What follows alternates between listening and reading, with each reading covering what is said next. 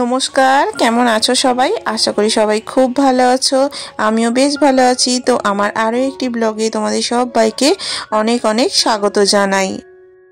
আজ হলো বুধবার, সময় এখন সকাল 9টা, আর আমরা 1 জানুয়ারি এই মন্দিরেই ঘুরতে গিয়েছিলাম। তো সকালবেলা আমরা এখানে উপস্থিত হয়েছিলাম, তারপরে সারা দিনটা কিভাবে কাটালাম সেটাই তোমাদের সঙ্গে আজকে শেয়ার করব। তো চলো ভিডিওটা দেখতে থাকো। গুজরাতের নৌসারি জেলায় বসদা তালুকার পাশে উনাই নামক একটি ছোট গ্রামে স্থিত এই মন্দিরটি রামায়ণকালের সঙ্গে যুক্ত। আর এই মন্দিরে মাতাজির স্বরূপ হিসেবে উনাইয়া মাতাকে পুজো করা হয়। আর এই মন্দিরের পাশে রয়েছে একটি গরম জলের ঝর্ণা, তার জন্য এটা অনেক বিখ্যাত। আর আমরা এখন বাস থেকে নামার পরে মন্দিরের উদ্দেশ্যে রওনা দিয়েছি। আর এদিকে দেখো, আমাদের সাথে কিন্তু আমাদের বাসে উপস্থিত সমস্ত বন্ধুরাই কিন্তু একই পথে রওনা দিয়েছে। প্রত্যেকটি পুরনো মন্দিরেরই কিন্তু একটা অনেক বড় কাহিনী রয়েছে। তো এই মন্দির সম্পর্কেও একটা সুন্দর কাহিনী আছে। তো তোমাদের সঙ্গে যাওয়ার পথে সেটাই কিন্তু আমি আলোচনা করছি। কথিত আছে শ্রী রামচন্দ্র একবার ঘুরতে ঘুরতে সর্বাঙ্গ ঋষির আশ্রমে এসেছিলেন। ওই সময় সর্বাঙ্গ ঋষি রামচন্দ্রকে অতিথি রূপে সৎকার করেছিলেন, কিন্তু ঋষি কুষ্ঠরোগে আক্রান্ত ছিলেন। কিন্তু ঋষি যোগ বলে নিজের শরীর বদলে দেন এবং রামচন্দ্রের সেবা করতে পুজো করার সময় লক্ষ্মণ তার সত্যতা জানতে পেরে যান এবং তাকে জিজ্ঞাসা করেন।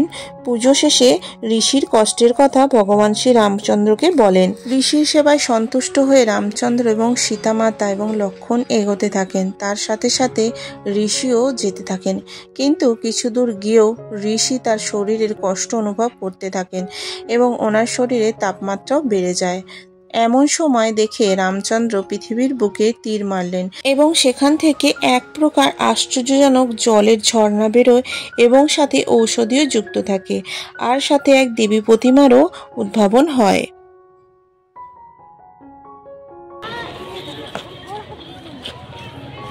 শুভ সকাল বন্ধুরা, কেমন আছো সবাই? আশা করছি সবাই খুব ভালো আছো।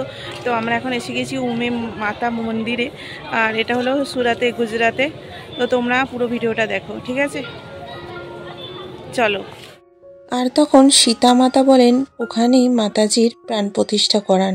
অতঃপর সর্বাঙ্গ ঋষিকে ওই কুণ্ডে স্নান করান এবং রোগ মুক্ত করান। আর বলেন যে ওই কুণ্ডে স্নান করে মাতার দর্শন করলে তার সমস্ত দুঃখ এবং রোগ নাশ হয়ে যায়। এই আশীর্বাদই তিনি দিলেন। আর তখন থেকেই ওই কুণ্ডে স্নান করে সাধারণ মানুষ তার দুঃখ দূর করেন। সর্বাঙ্গ ঋষির পর সীতামাতাও ওই জলে স্নান করেন এবং রামচন্দ্র সীতামাতাকে জিজ্ঞাসা করেন, তুমিও স্নান করেছো? তখন সীতামাতা বলেন, হ্যাঁ, আমিও স্নান করেছি। এইভাবে শব্দ অপভ্রংশ হয়ে উনাই নাম হয় এবং ওই গ্রামেরও নাম রাখা হয় উনাই।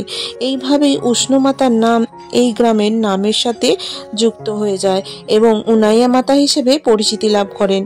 এখানে চৈত্র এবং সুদ এবং পূর্ণিমা এবং মকর সংক্রান্তির দিন ভারী মাত্রায় লোকজন দর্শনের জন্য গিয়ে থাকেন। এই হলো পৌরাণিক কাহিনী। তোমাদের কেমন লেগেছে পৌরাণিক কাহিনীটা অবশ্যই আমাকে কমেন্ট করে জানাবে, এবং আমরা যে বেড়াতে গিয়েছিলাম তোমাদের কেমন লাগলো অবশ্যই কমেন্ট করে জানাবে। পৌরাণিক কাহিনীর সঙ্গে জড়িত এই মন্দিরখানি অপূর্ব সুন্দর। মাতাজির মূর্তি দর্শন করার পর এখন আমরা এসেছি সামনেই শিব মন্দিরে। তো এখানে রয়েছে বড় একটা শিব মূর্তি রাখা, সেখানে কিন্তু আমরা দর্শনের জন্য সবাই গিয়েছি। আর এদিকে দেখো, আমাদের সামনেই রয়েছে নন্দীভিঙ্গি, ওনার সঙ্গেও কিন্তু দর্শন করে নিলাম। আর সামনেই দেখো রয়েছে বাবা মহাদেবের একটি বড় মন্দির। তো তোমাদের কেমন লাগছে মন্দিরটা দেখতে অবশ্যই আমাকে কমেন্ট করে জানাবে। আর আমরা যেহেতু অনেক সকাল সকাল মন্দিরে পৌঁছে গিয়েছিলাম, ভক্তদের ভিড়ও সেরকম কিন্তু ছিল না। সকালে পৌঁছালে কিন্তু এরকমই হয়, সকাল সকাল কিন্তু মন্দিরে দর্শন করলে মনটা অনেক ভালো হয়ে যায়। আর এদিকে দেখো, মহাদেবের দর্শন করার পরে এখন আমি যাচ্ছি জল আনতে। আর সামনেই দেখো সুন্দর কিন্তু ব্যবস্থা রয়েছে জলের, সবাই কিন্তু এইভাবেই পুজো করছে। তো সেই জন্য দেখো আমিও চলে এলাম এখানে জল নিতে। তো এখানে সামনেই দেখো কি সুন্দর ব্যবস্থা রয়েছে সমস্ত রকমের। তো তোমরা যখন প্রথম আসবে এই মন্দিরে তখনও কিন্তু এরকম সুবিধার মধ্যে পাবে। আর এদিকে দেখো আমি মহাদেবের পুজো করে নিচ্ছি। জয় শিব শম্ভু, জয় শঙ্কর। তো তোমাদের কেমন লাগছে ভিডিওটা অবশ্যই জানাবে। আর এখানে সমস্ত ভক্তরাই কিন্তু এবার আসা শুরু করেছে, যেহেতু অনেকটা বেলা হয়ে গিয়েছে। আমরা যেহেতু সকাল সকাল পৌঁছেছিলাম, সেজন্য কিন্তু মন্দির চত্বর অনেকটা ফাঁকা এবং সুন্দরভাবে আমরা ঘুরতে পেরেছি। আর এদিকে দেখো আমার পুজো হয়ে যাওয়ার সাথে সাথে ওর বাবাও কিন্তু পুজোটা করে নিচ্ছে। আর এখানে দেখো আমাদের পুজো হয়ে গেছে, এখন আমরা বেরিয়ে পড়েছি আমাদের বাসের উদ্দেশ্যে। আর আমরা জানো তো সবার শেষে বাসে পৌঁছেছিলাম। আর আমরা দেখো এখন এসে গেছি পাশে একটা মন্দির আছে ওখানে। তো এই মন্দিরের সাথেই যুক্ত কিন্তু এই মন্দিরখানি দেখতেও কিন্তু অপূর্ব। আর দেখো এখানেও একটা ভগবান শিবেরই কিন্তু মূর্তি রাখা আছে, আর সামনে নন্দী বিঙ্কিকেও কিন্তু রাখা আছে। আর এদিকে দেখো আমাদের ওর বাবা কিন্তু এখানে নারকোলটা ফেলে নিচ্ছে, কারণ এই মন্দিরের সামনেই কিন্তু নারকোল পড়ার ব্যবস্থা রয়েছে। আর এদিকে দেখো সুন্দর মন্দির দর্শন করা আমাদের হয়ে গেছে, এখন বাড়ি ফেরার পালা। আর তোমাদের এই ব্লগটা কেমন লেগেছে অবশ্যই কমেন্ট করে বলো।